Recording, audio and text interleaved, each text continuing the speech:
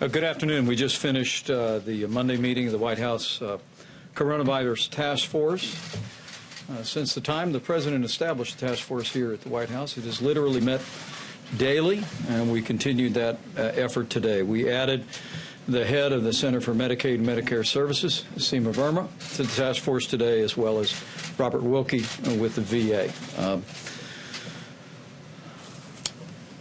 First, a few basic facts and reports, and then we'll hear from other members of the task force about ongoing efforts.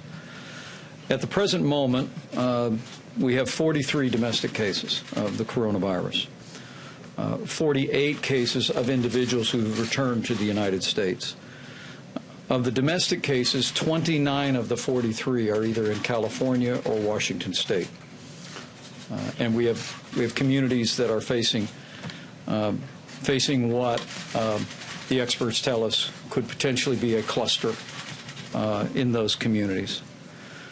Sadly, today, there were 4 additional fatalities, raising the number that 6 Americans have lost their life to the coronavirus. And on behalf of the President and all of the American people, we extend our deepest condolences and sympathies to the families of those that were lost.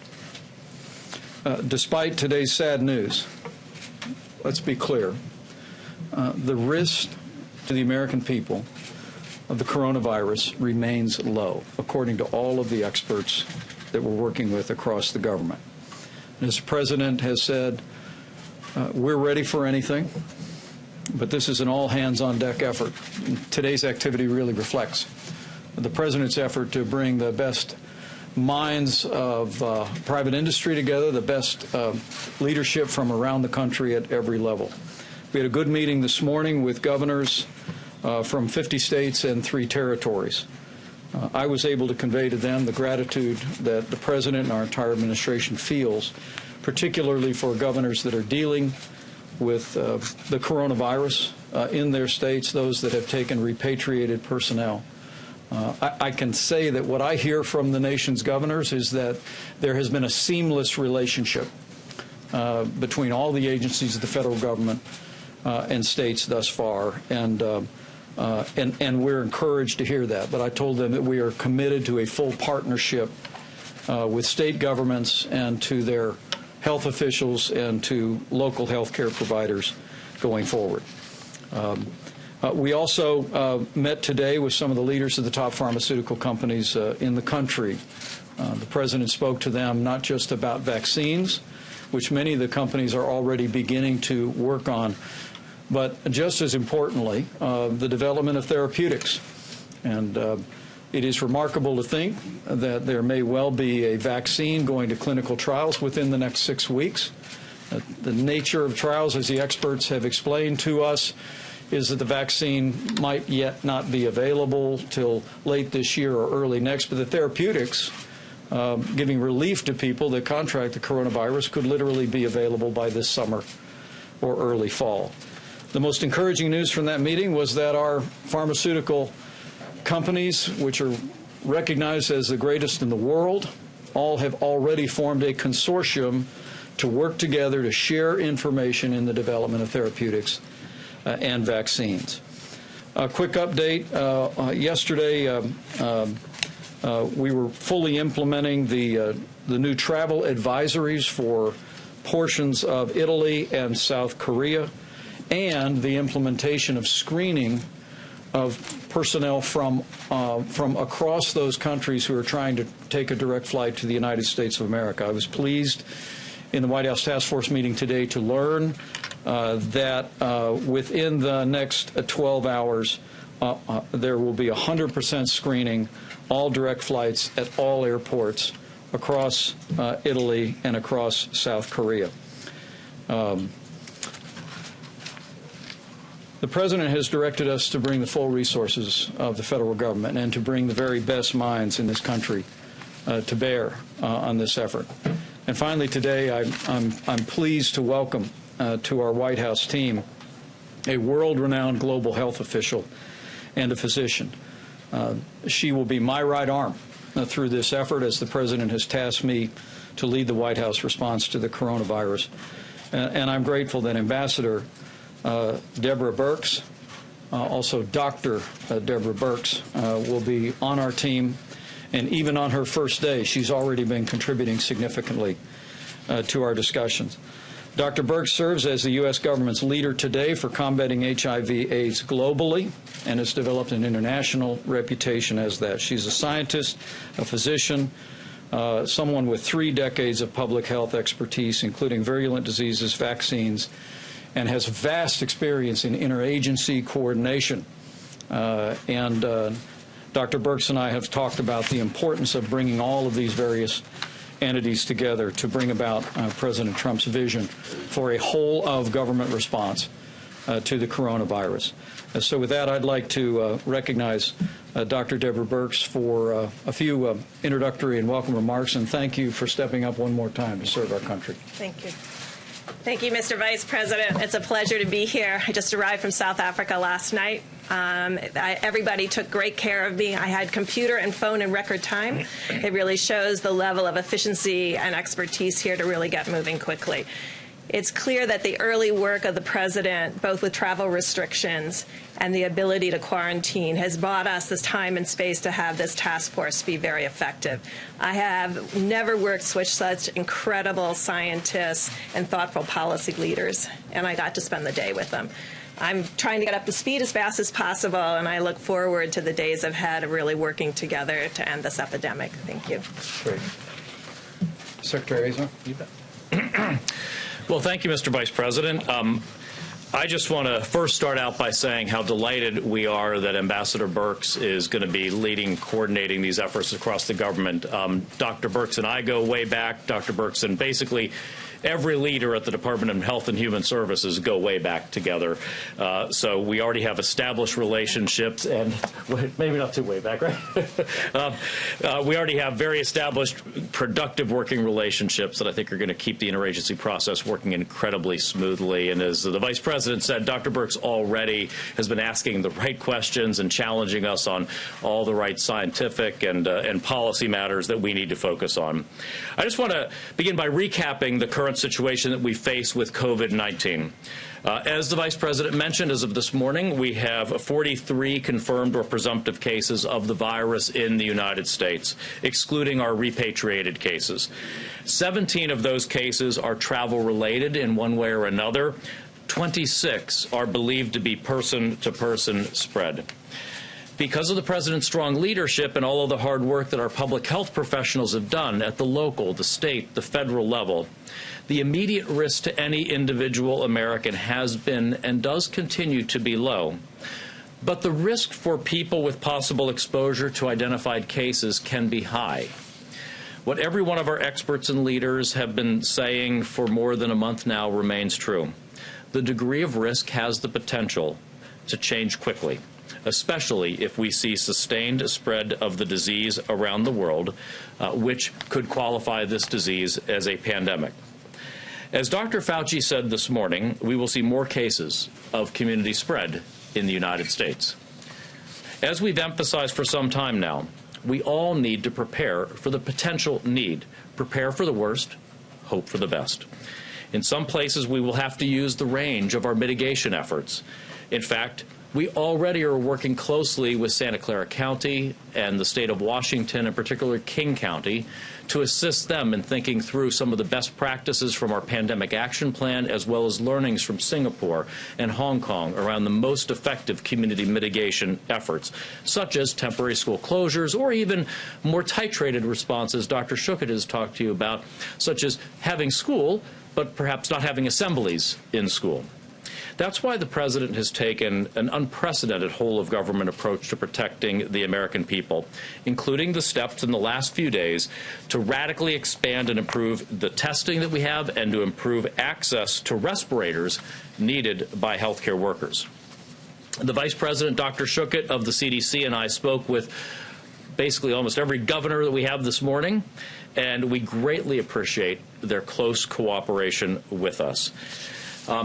I also wanted to now introduce an individual who I asked the Vice President to have join this task force because the Centers for Medicare and Medicaid Services play such a vital role. 1.3 $3 trillion of spending here in the United States, providing health care to 60 million American seniors. And as we've seen, this disease can have a disproportionate severity impact on the elderly as well as the medically frail. And so Seema Verma, our administrator, has a very important responsibility with regard to funding of care, whether it's therapeutics or vaccines or diagnostics for our senior citizens, but also a vital role that you may not know of in regulating long-term care facilities such as nursing homes and other health care facilities, a very important regulatory function. So I'm delighted that Administrator Verma is formally joining the task force. And let me turn it over to Seema now. Seema? Great. Thank you, Secretary Azar. So for the Trump administration and CMS, patients come first, and the health and the safety and welfare of America's patients and provider workforce is our highest priority. So let me start with what CMS is. And as the Secretary said, we are the nation's largest insurer, covering over 130 million Americans between Medicare, Medicaid, and the individual insurance market. And some of these are our nation's most vulnerable populations, those in poverty, the elderly, and children, and so forth. Critically, we do have a regulatory responsibility for pretty much every healthcare institution in America. This includes facilities such as hospitals, critical access hospitals, nursing homes, home health agencies, dialysis facilities, surgery centers, and the list goes on. And that gives us a very critical role in addressing the coronavirus. We are responsible for enforcing the quality guidelines based in part on information from partner agencies like the CDC. And so let me stress that CMS has long-standing infectious disease policies already in place that we've used effectively for other outbreaks such as influenza. And so healthcare facilities already have these procedures in place and should be prepared for what they may see. And we're going to continue to proactively update our regulations. We're going to be working with CDC. Right now, like I said, those are already in place, and it's our job to make sure that healthcare facilities are effectively implementing those guidelines. And we will work with the CDC to determine whether we need to update or change those. Also, we are looking at what we cover and clarifying the types of products and services that our programs will be able to pay for in terms of Medicaid and Medicare. And with that, I'll turn it over. That's very good. Thank you. Thank you, Seema. Thank you for stepping up. I want to recognize a couple of other members of our team. Tony Fauci, the National Institute of Health. Thank you, Doctor. Yeah, thank you very much, Mr. Vice President. I just want to make three comments and points. First of all, to underscore what the Vice President and with Secretary Azar said, we had a really extraordinary meeting with the CEOs of a variety of individuals in the pharmaceutical and biotech business, several of whom were in the room were people we were actually already actively collaborating with, and their enthusiasm about getting involved in helping us along with the development of products and the availability of products, be they vaccines, monoclonal antibodies, or therapeutics. It was very gratifying. Second, I'm very pleased that the President and Vice President will be visiting the NIH tomorrow, and we're going to have the opportunity to show them firsthand in real time the kinds of things we were doing. And finally, just one comment about Ambassador Dr. Birx. So a couple of people up here said, you know, I go back a long time with Dr. Birx. Nobody goes back as long as I go with Ambassador Birx. She was actually a fellow in my program as a trainee. And we knew she was a star then. And now what has happened over the years, she's become a superstar. Together, we saw the first patients with HIV back in the early 80s. We were involved in a vaccine trial. That was the first successful trial with HIV.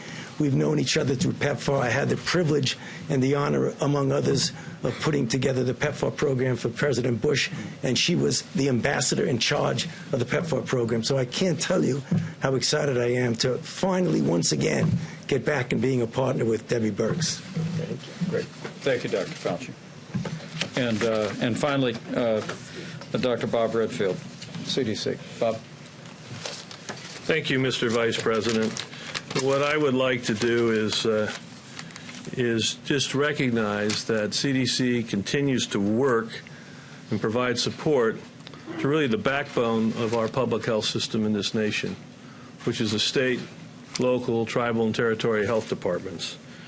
And these teams continue to work to identify new cases, isolate and contact trace these, to work together to try to limit the transmission of the coronavirus.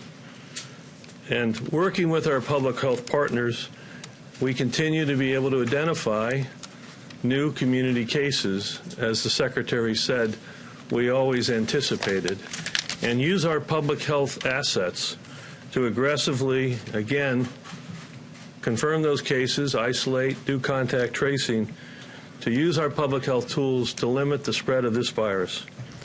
I want to echo what was said by the Vice President and the Secretary, that despite seeing these new community cases, that shows you we have a public health community across this country in action, the risk to the American people is low. I also want to add my looking forward, and I know my entire agency is looking forward to the President and the Vice President's and the Secretary's visit to come to Atlanta on Friday and get to meet a lot of the wonderful people that form the backbone of this great agency. Thank you. Thank you, Bob.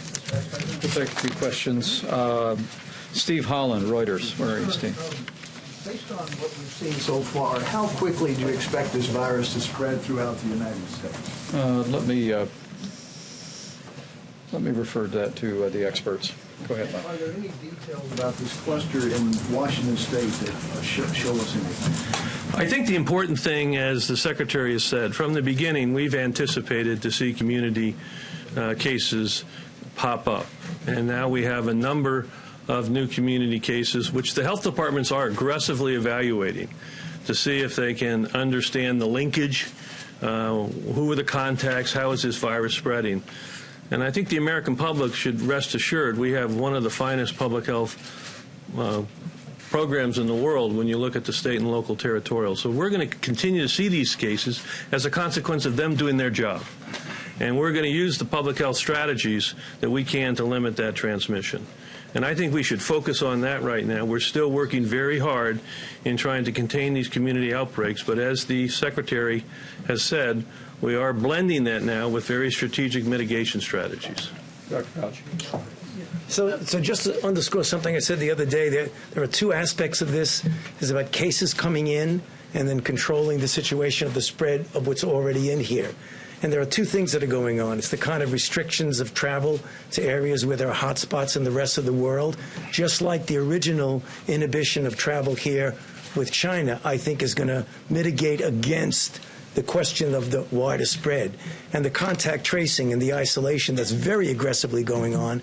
I mean, we hope you could never predict 100% of anything, but I think what's going on right now with the CDC and particularly the state and local health authorities is going to really, I think, get us through this.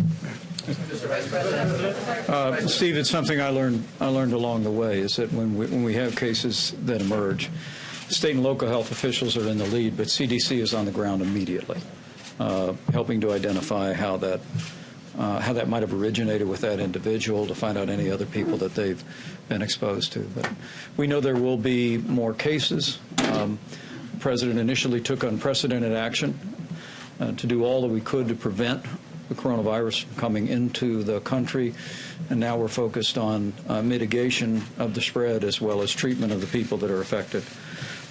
Kristen Fisher. Kristen Fisher here. Oh, she walked out. Let me go with Hallie Jackson. Thank you. Two questions for you, sir, and anybody else wants to jump in. Number one, President Trump hinted today at the potential for new travel restrictions on top of what we've already seen related to Italy, South Korea, China, Iran.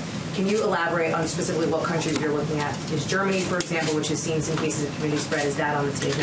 And then I just have a follow-up as well. The President is very clear. We're going to follow the facts and listen to the experts every step of the way. The action the President authorized this weekend, raising the travel advisory, the American people should know that we are saying that you should not travel to certain sections of Italy or South Korea. Those advisories may expand, but we'll allow the caseload in those countries to define that. In addition to that, by establishing the screening protocol, which will be in full force and effect within the next 12 hours in both countries, we'll ensure that anyone traveling on a direct flight to the United States of America receives multiple screenings at all airports in Italy and South Korea. But to your point, the nature of the European Union is one doesn't require a passport to move around, so our task force spoke today about new cases, and there were some in several European countries. We're following that very closely, and again, we'll listen to the experts. We'll watch the cases, and I know the President will make the decisions with regard to both travel advisories or restrictions on the basis of those facts. And my second question, sir, is just on the word pandemic. Do your experts behind you here, do you consider this now a pandemic in all but designation only? I would just refer to the experts that our view is that would be for the World Health Organization to define, and our task force team was in touch with the World Health Organization today. You want me to mention that? And let me let the Secretary address that. But, this isn't so much about semantics. I think our briefing today was we're in more than 60 countries at this point. And so we're going to continue to focus on ensuring that we do all we can to prevent people coming into the country with the disease, to mitigate any spread of the disease once we identify cases, and, of course, to provide treatment. Did you want to speak to that? You bet, Mr. Vice President. So I spoke with Dr. Tedros today and Dr. Mike Ryan, the incident manager for the World Health Organization, about this precise question because wanted to get a sense of their thinking, how they're assessing the designation of pandemic status. And I'll let them fully speak for themselves, but right at the moment, while we're seeing community spreading in multiple regions of the world, there are many definitions that people use around pandemic, and one issue that the WHO is focused on is just sheer magnitude. And while we've had very large numbers of cases and spreading within China, the actual absolute number of cases outside of China, while reflecting community spreading, are not of the magnitude comparable to any other pandemics that have been declared before. For instance, even the H1N1, where you have billions of individuals infected across the world. So that's how they are thinking about this, and we're just going to keep working with them. We don't have a view as to whether they should designate it a pandemic or not a pandemic. I made that very clear. I just wanted to get a sense how they're thinking about it and assessing it, and that's, I think, reflective of their current thinking there. But I'll let them. I asked them if they could put out some points about how they're assessing this stuff. Can you take a follow-up to that? Good answer. Can you take a follow-up to that? Hang on. How about Ben with ABC? Where are you, Ben? Go ahead. On screening passengers from Italy and South Korea, what exactly will that screening look like? Is that people taking temperatures? Is that every single passenger? Who will be conducting it? And will it be expanded to other countries? And then how many tests have been conducted? Last week, I believe Secretary Azar said there were 3,600. What's an update on that? Well, let me just, our State Department and an interagency group has worked out that arrangement with both Italy and South Korea. South Korea actually about 3 hours ago fully implemented the screening on all direct flights, all airports. And as I mentioned, within the next 12 hours or so, Italy will have implemented the same thing. It will be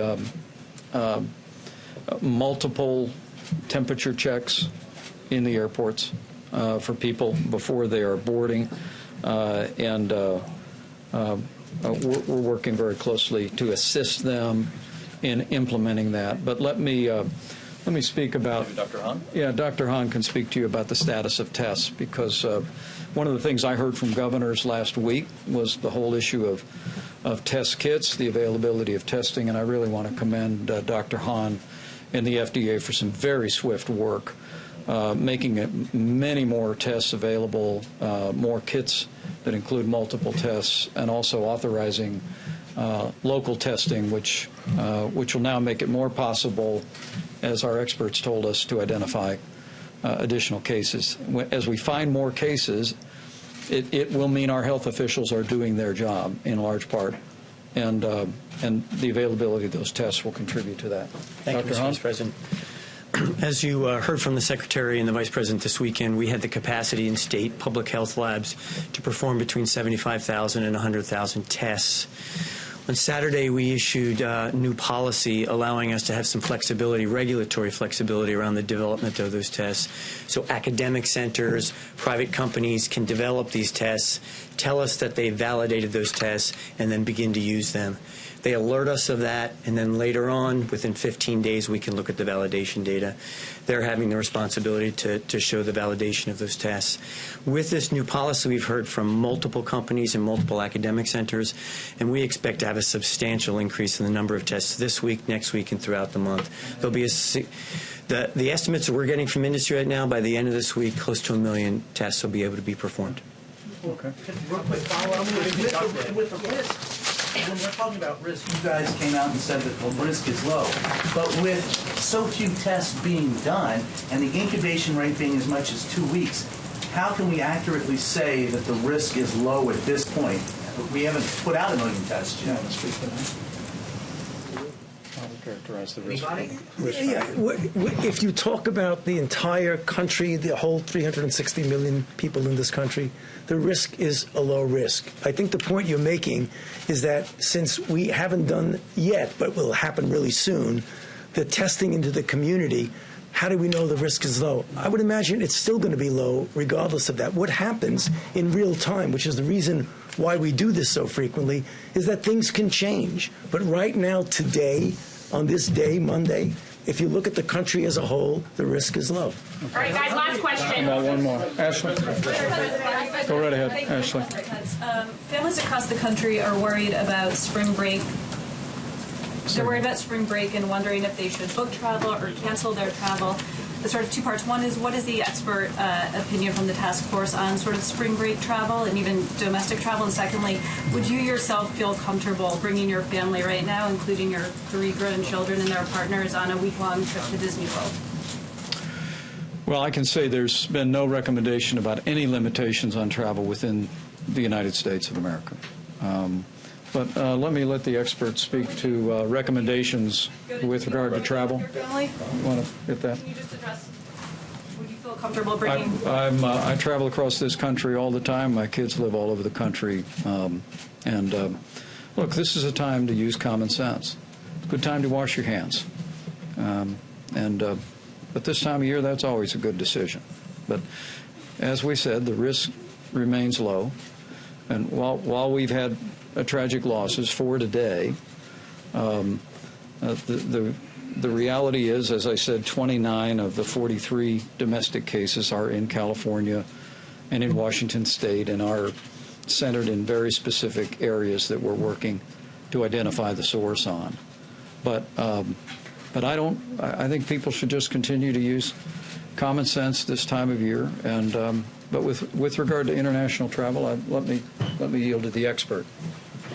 Well, I just want to echo what the Vice President said, that we want people to go about and live their normal lives in this nation right now.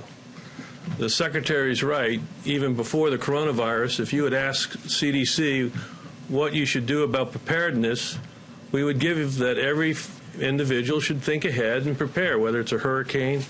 And those recommendations haven't changed. And I really want people to reflect that. In going to, you're allowed, there's no travel restrictions in the United States. The CDC and the State Department and the task force have worked hard to recognize those areas where there's significant community transmission, where we give you advice that we would recommend you not travel there.